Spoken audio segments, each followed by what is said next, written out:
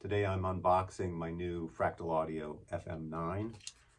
It's replacing the FM3, and the reason that I did that is because the FM3 has certain crimped aspects to it that make it kind of difficult to play live. The FM3, it's only got 3 buttons on it, and true, they're multifunction, so you can get to everything, but it's a real hassle, to hold a button down for a while to get into a different bank, and then, okay, I can't hold this button too long, I want to select it. And sometimes I find myself, trying to select something, and because I'm thinking about the song I'm playing or whatever, I hold it down too long. It creates all sorts of problems. The FM9 has 9 buttons on it. I'm hoping it's going to do a better job allowing me access to all the different patches and presets. The other thing about the FM3 is that the processing was a little limited, meaning that, yeah, you can load up a bunch of effects and so forth, but it's easy to overdo it. You can't use a multi-tap delay, for example. Now, do you need a multi-tap delay? Well, not really, because if you're talking about live, probably a mono delay is going to be fine. So if you don't overdo it with effects, it'll work. But sometimes I was running into problems where I was overloading the CPU. And that kind of brings up the other problem with the FM3 is that I use the AXFX3, the rack mount, which is the flagship unit. And because of that, I want to, record with that, but then I want to use the other one for live, but I want to use the same patches. And you can't switch them easily back and forth because there are 14 blocks in the AXFX3. There are only 12 in the FM3. So the difference, means that you can't load the presets.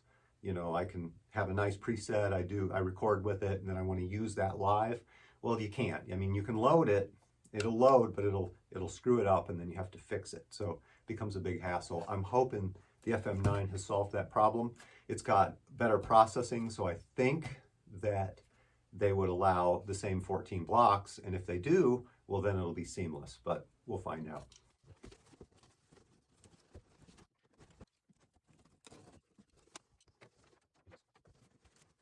So far, so good.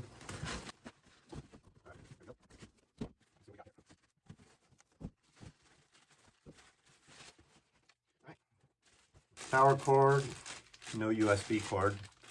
That's okay though, got plenty of those. It looks pretty nice. It's exactly the same structure here. I'm sure the navigation is going to be the same as the FM3, but we have, looks like, access to the different banks or presets versus scenes and those sorts of things. I think that's what's going to happen here. And then of course I've got, be able to select 6 presets.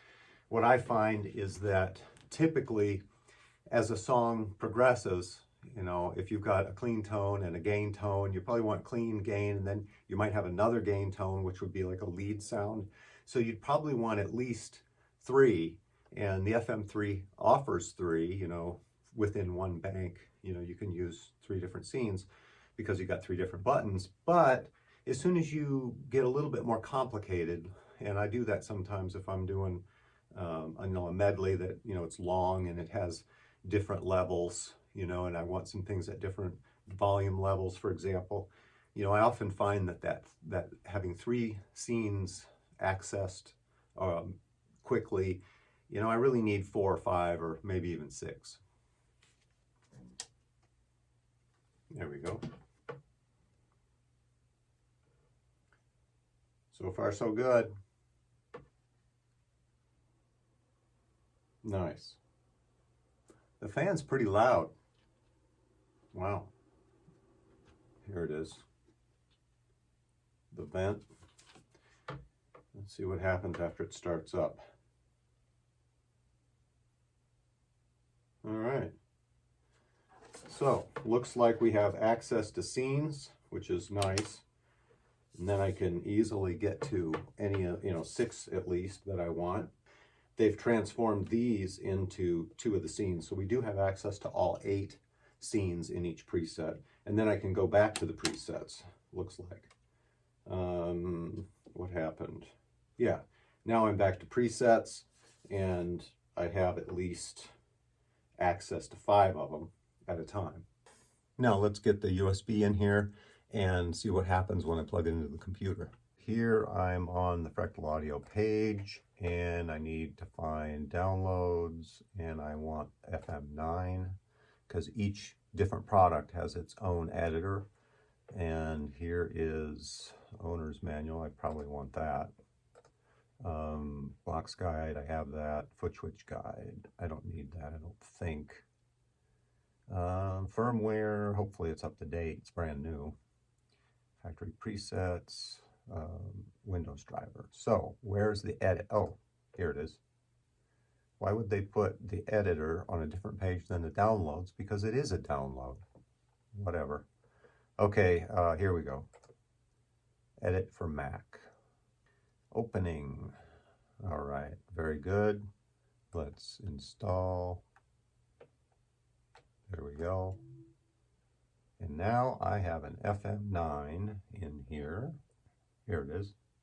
And I'm going to drag that over here. And it uses the old USB, kind of the big ones, which is kind of rare these days. They usually use the minis, but I happen to have one, so we're good to go.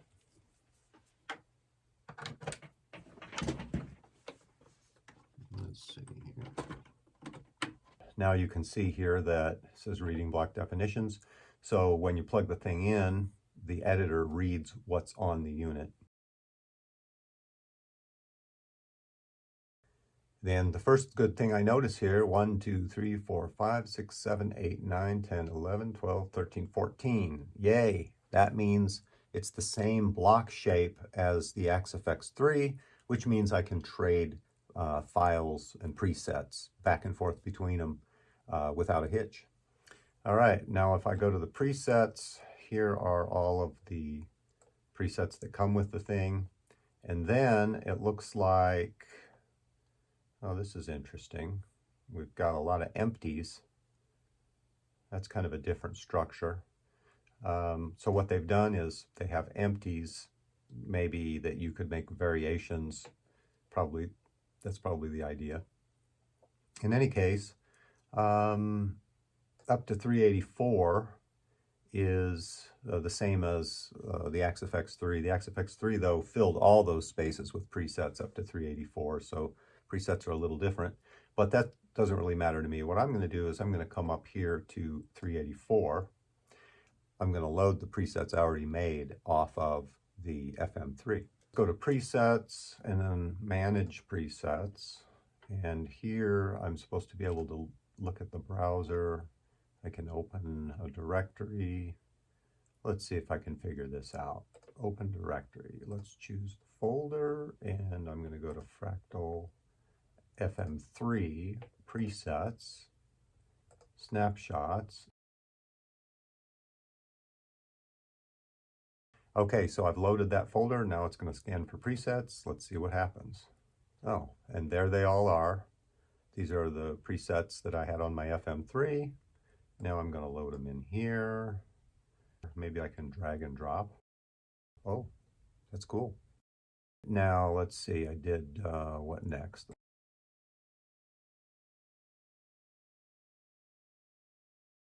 I'm never sure what kind of organization I want, but I've learned that if I don't do some kind of organization system, I end up, just totally lost. Everything turns into a mess. And the question is, do I want to organize it by the things that I use the most, having them close to each other, or do I want to organize it by, by style? So like, all the Marshalls together, and then, all of the similar amps, maybe all the boutique amps together or whatever. So JCM 800s and Plexis definitely go together. I'm going to go ahead and stick the FS100 and the JVM 410. I'm going to put that one in. So all my Marshalls are together. And then let's do Mesa next. And Engel and Diesel, that kind of go together. Wagner will stick on the end of that. And then I've got the Clean Tone, and then I've got the Jazz, the Vox AC20. And then we're looking at, let's see, 5150, I forgot them. Where am I going to go with that? I guess it should be here. So let's move all of these down. There. And then let's put the 5150s there. So these are more like boutique amps. And then I'll have Soldano. Well, I don't really use that very much. It's a very mid-rangey kind of tone, and of course you can change that, I suppose, but it's kind of a noisy tone. I haven't used it yet, but I might, so I'm going to keep it in there. And then, I don't know why I got this Van Halen patch thing here, but for some reason I ended up creating it. Let's do this, and then let's put that there. That looks better to me. Save.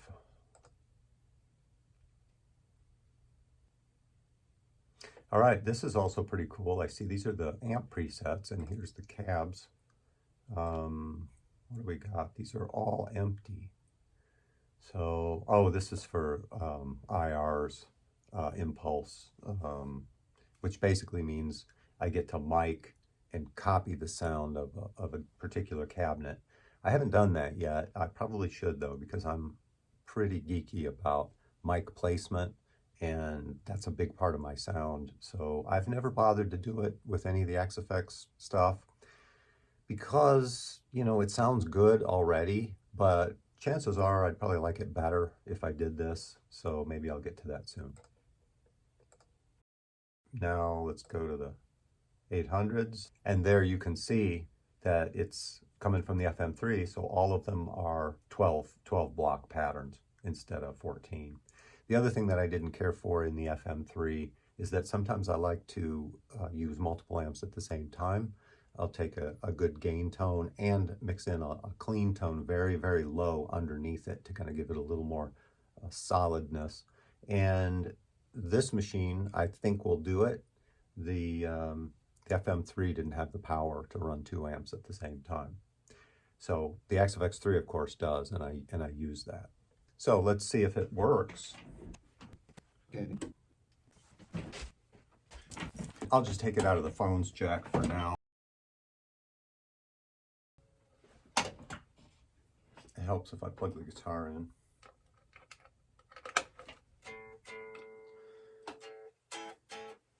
Well, I still don't have any output. So let's see. Oh, outputs are here.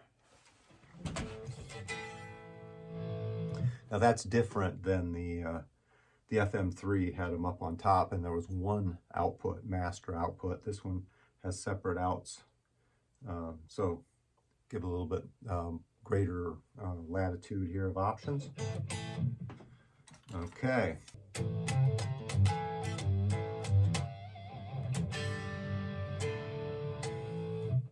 It's working. And if I hit scenes, this is of course what I really wanted, access to all 8 scenes in each preset. And I see I'm on the number 34. This is a patch that was actually modeled after an SIR amp as a JCM, I think it was a JCM 800 that had what they called Mod 34. So it was modded a bit, and the story behind it, I guess, is that this was taken out on the Appetite for Destruction tour and Slash used it, and then somehow it disappeared, I'm told, and or at least that's what I read. That's the story. And you know, I don't know, I'm a little skeptical that it just disappeared. You know, I think it maybe disappeared into the fact that he liked it so much. He maybe made it disappear, but you know, I'm not accusing him, I don't know. But in any case, that's the model. And it does sound pretty much like that crunchy Marshall tone that is on that record. But I've also, I think, put a drive up pedal up in front of it to get it a little bit more like a lead tone, a little more sustain and a little more gain. But it's working. Here's the basic 800.